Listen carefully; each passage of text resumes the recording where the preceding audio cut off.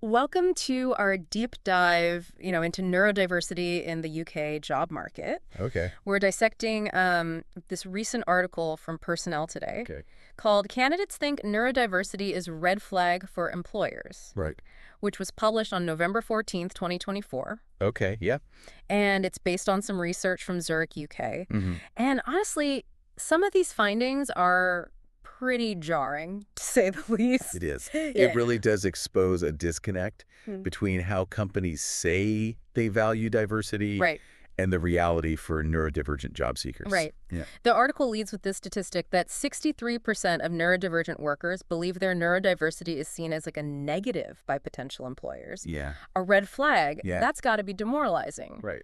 But I'm also wondering why that perception is so strong. Yeah, that's a good question. Yeah. Let's break that down. Okay. First, remember, neurodiversity isn't just one thing. Right. It covers a spectrum of how our brains work, Yeah. including things like autism, ADHD, Yeah. dyslexia, dyspraxia. Yeah.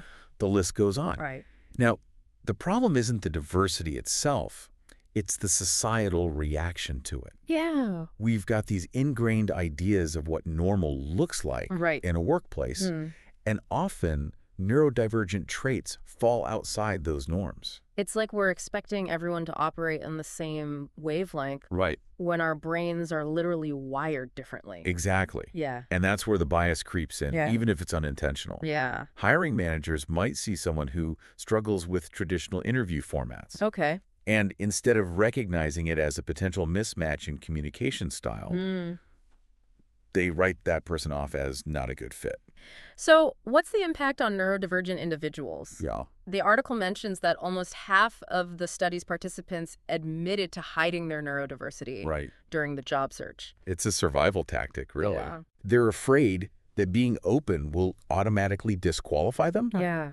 So they mask their true selves, Right. which can be incredibly stressful and exhausting. Yeah. And this isn't just anecdotal. Right. The article cites Steve Collinson, Okay. Zurich's chief HR officer, Okay. who points out that over half of neurodivergent adults have experienced discrimination in the workplace. That's heartbreaking. It is. It makes you wonder how much talent is being overlooked Yeah. simply because people don't feel safe to be themselves. Right. Oh. And beyond the emotional toll, Yeah. there's the practical impact. Uh-huh. Imagine trying to excel in a job where you feel like you have to constantly hide a fundamental part of who you are. Right.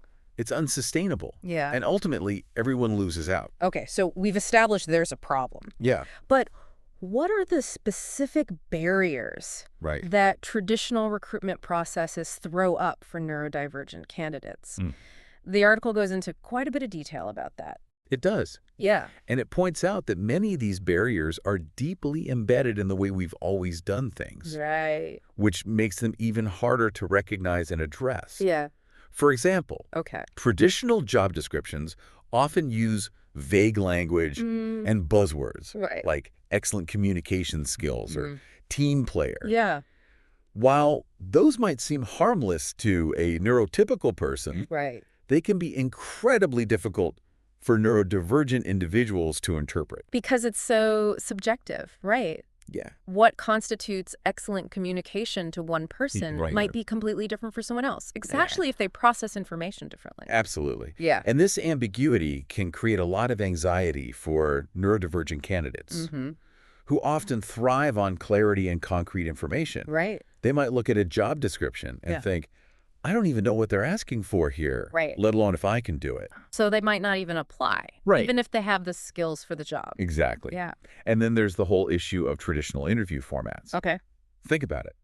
Being put on the spot, Yeah. having to answer open-ended questions, Right. trying to read social cues Right. in a high-pressure environment. Mm-hmm.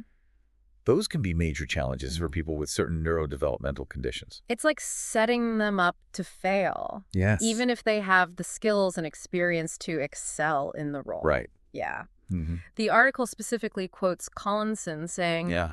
Our research shows that traditional recruitment processes are creating unnecessary barriers for these candidates. And it's not just about the interview itself. It's the whole application process. Yeah. Many neurodivergent individuals struggle with complex application forms, Yeah. particularly if they involve abstract questions Right.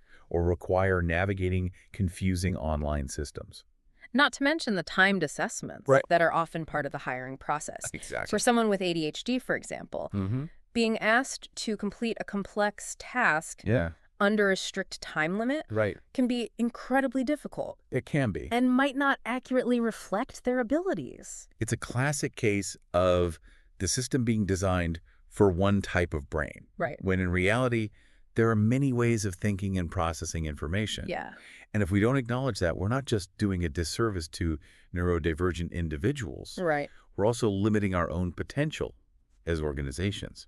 So we've talked about the perception problem and some Yep. of the specific hurdles neurodivergent candidates face. Yeah. What about the impact of these barriers? Yeah. The article really lays out the emotional toll. Yeah. And it's not pretty. No, it's not. Yeah. The statistics are really alarming. Okay. 96% of surveyed candidates reported that these struggles negatively impacted their confidence. Wow. And 95% said it affected their mental health. That's a lot. And it's not just about feeling bad. Right. It can also lead to a sense of learned helplessness, Yeah. where people start to believe they're simply not capable of succeeding in the job market. Which, of course, can become a self-fulfilling prophecy. It is, yeah. It's a vicious cycle. It really is. Yeah. And when you consider that neurodivergent individuals often have unique talents and skills, Right. that could be incredibly valuable to employers. Yeah. It's a tragedy to see those talents wasted Right. because the system isn't designed to recognize and accommodate them.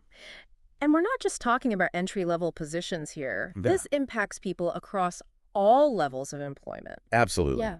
There are countless stories of highly qualified neurodivergent individuals being overlooked for promotions, passed over for leadership roles, Okay. or even pushed out of their careers entirely Wow. because they didn't fit the mold. It's almost like they're being penalized for thinking differently. Exactly. And that's a huge loss, not just for the individuals themselves, Right. but for the companies that miss out on their unique perspectives and contributions. Okay. So the picture's pretty bleak so far. It can feel that way. But the article does offer some hope, right? It does. Okay, good. Thankfully, it doesn't just dwell on the problems. Okay. It actually spends a good chunk of time exploring potential solutions Okay. and highlighting some positive developments. That's what we'll dig into in part 2. That's right.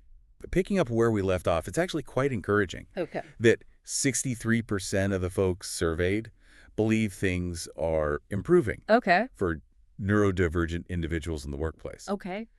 And 55% feel more comfortable disclosing their neurodiversity than in the past. Okay. That is good to hear. Yeah, it is. But what's driving that shift? Right. Is it just a change in attitudes? Right. Or are companies actually putting different practices in place? Well, the article highlights a few key factors. First, there's definitely growing awareness of neurodiversity, okay. thanks in part to advocacy efforts Right.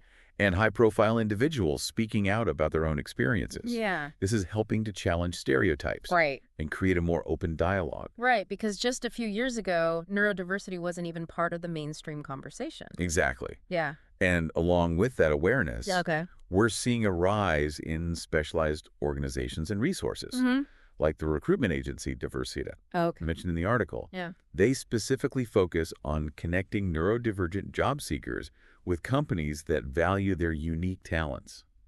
So it sounds like there's a growing recognition that neurodiversity isn't just something to be tolerated, Right. but is actually a valuable asset to a company. Precisely. Yeah. And the article quotes Mark Crawley, Okay. Diversita's founder, Okay. who argues that making recruitment processes more neuro-inclusive doesn't require some massive overhaul. He says it often boils down to a lack of awareness and understanding on the part of employers.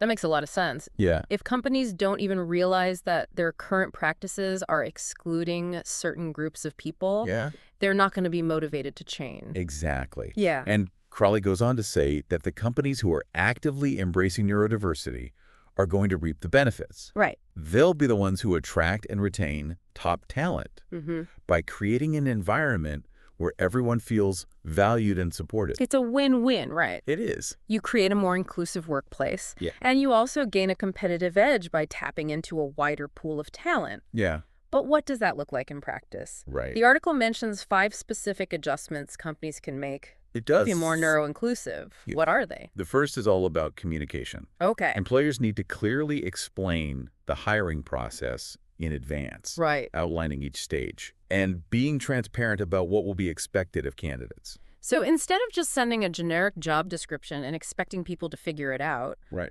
companies should be more proactive in setting clear expectations Yeah, and providing a roadmap for the process. exactly. The next recommendation is to avoid ambiguous or subjective language in job descriptions. Right. Remember, neurodivergent individuals often interpret language very literally. Yeah. So it's crucial to be as specific and concrete as possible Yeah. when outlining the responsibilities and requirements of the role. I'm thinking back to our earlier example of excellent communication skills. Right. Instead of using that vague phrase, a company could say something like, ability to clearly explain technical concepts to non-technical audiences, or comfortable presenting ideas in a group setting. Yeah. Those are much more actionable and less open to interpretation. Exactly. Yeah. It's about giving candidates a clear understanding of what they're signing up for Right. and what skills they need to demonstrate. Okay. And the article also suggests that employers ditch any arbitrary criteria that might unintentionally screen out neurodivergent candidates. Like, if a college degree isn't essential for the job, Right. don't automatically disqualify candidates who don't have one. Right. It's And- about focusing on the essential skills and experience needed to succeed in the role, Right. rather than relying on outdated conventions that might not be relevant anymore. Yeah. And then, of course, there's the interview process itself. Right. The article recommends offering alternative formats, Okay. Oh. such as skills-based assessments Okay. or structured interviews with predetermined questions. This makes so much sense to me. It does. Why put someone through a traditional interview, Right. which can be so anxiety-provoking for anyone, let Yeah. alone someone who processes information differently, Yeah. if there are other ways to assess their abilities? Exactly. Yeah. It's about creating a more level playing field and allowing candidates to demonstrate their strengths in a way that works for them. Okay. And finally, the article stresses the importance of creating an inclusive and welcoming environment Right. where candidates feel comfortable disclosing their neurodiversity and requesting any necessary accommodations. I'm curious, what are some examples of accommodations that employers might offer?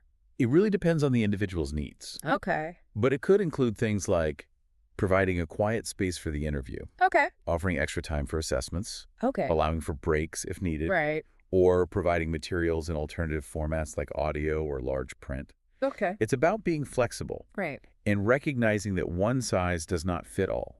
And it's not about giving anyone an unfair advantage, right? Well, not at all. It's simply about leveling the playing field Right. and making sure everyone has an equal opportunity to showcase their skills and abilities. Exactly. Yeah. And the article actually mentions that only 17% of candidates were offered adjustments during the interview process without prompting. Wow, so most people had to ask. They did. Okay. That means the vast majority had to explicitly ask for what they needed, Right.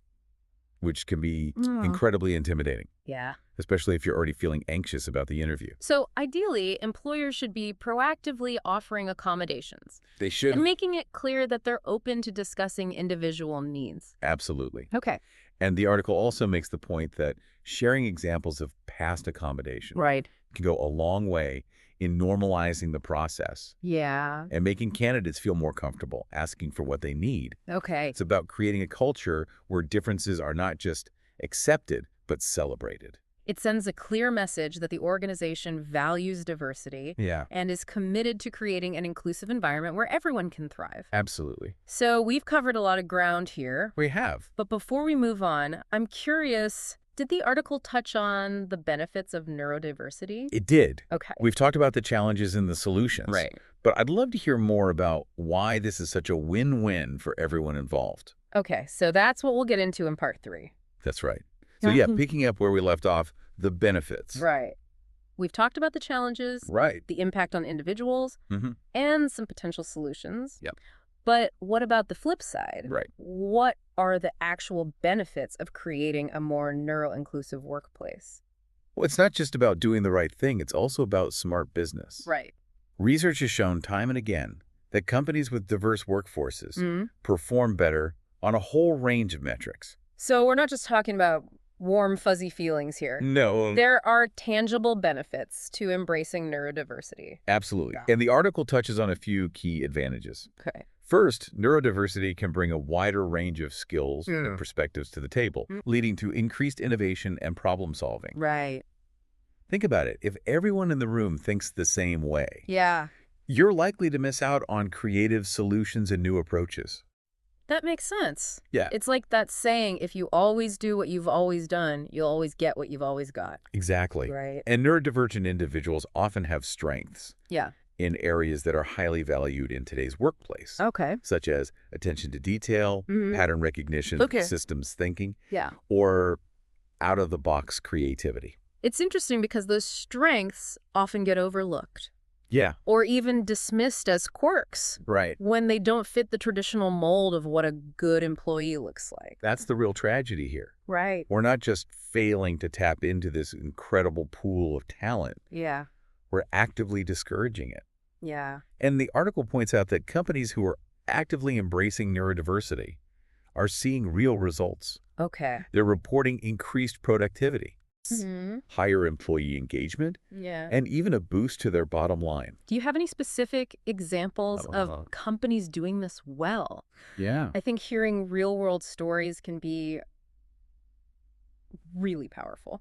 There are actually quite a few examples highlighted in the article. Okay. One that stood out to me is Microsoft's autism hiring program. Okay. They've completely redesigned their recruitment process to be more inclusive. Okay. And they're seeing incredible results in terms of attracting and retaining talented autistic employees. That's fantastic. It is. And it's proof that this isn't just some abstract ideal. Right. It can actually be done. It absolutely can. Yeah. And it's not just limited to tech companies either. The article mentions organizations across a range of sectors, Okay. from finance to healthcare to retail, Wow. who are successfully implementing neuro-inclusive practices. So this is a conversation that needs to be happening across industries, Yeah. not just in certain pockets. Exactly. Because at the end of the day, it's not just about neurodiversity. Right. It's about creating a workplace culture Yeah. where everyone feels valued, respected, and empowered to bring their whole selves to work. It's about recognizing that our differences are our strengths. Right. And that by embracing those differences, we can create a more vibrant, more innovative, Yeah. and more successful world for everyone. Yeah, I agree. This has been such an eye-opening deep dive, It has been. and I really appreciate your insights. Well, thank you for having me. As we wrap up, what's one final thought you'd like to leave our listener with? I'd like you to consider this. Okay. What if, instead of trying to fit neurodivergent individuals into a system that wasn't designed for them, Right. we actually redesigned the system itself to be more inclusive and accommodating? Right. What kind of world could we create Yeah. if we truly valued and celebrated the unique contributions of every mind? That's a powerful question to leave us with. I hope so. Thanks for joining us on this deep dive into neurodiversity in the UK job market. My pleasure. We hope this conversation has sparked some new ideas Yeah. and inspired you to think differently about the world of work. It's been great being here.